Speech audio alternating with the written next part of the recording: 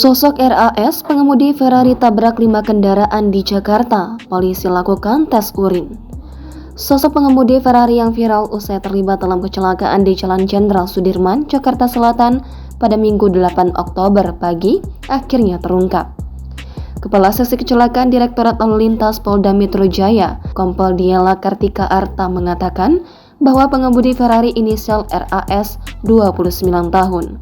Diela mengatakan bahwa pihaknya langsung melakukan pemeriksaan RAS untuk mengetahui lebih lanjut soal penyebab hingga kronologi kecelakaan tersebut.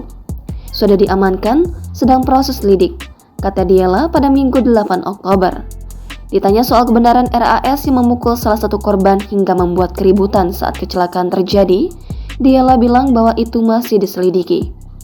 Itu masih dalam lidik ya, ujar dia. Lebih lanjut, polisi juga melakukan tes urin terhadap RAS.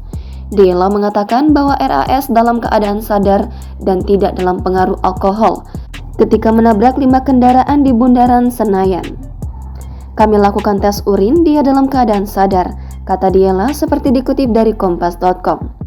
Sebagai informasi, sedan mewah merek Ferrari berwarna merah menabrak 5 pengendara di kawasan Jalan Jenderal Sudirman dekat Bundaran Senayan, Jakarta Barat pada Minggu pagi. Tabrakan itu membuat Ferrari ringsek parah di bagian depan. Adapun sejumlah kendaraan yang ditabrak adalah taksi, mobil pribadi, dan beberapa motor.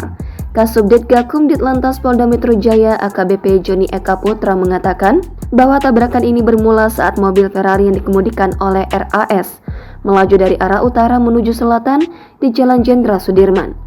Joni menduga RAS kurang hati-hati dan kurang konsentrasi hingga menabrak 5 kendaraan yang sedang berhenti. Diduga kurang hati-hati serta konsentrasi, akhirnya menabrak 5 kendaraan yaitu kendaraan Toyota Avanza, taksi, Honda Brio, dan beberapa kendaraan sepeda motor yang sedang berhenti di depannya, kata Joni dalam keterangannya. Download Tribun X sekarang, menghadirkan lokal menjadi Indonesia.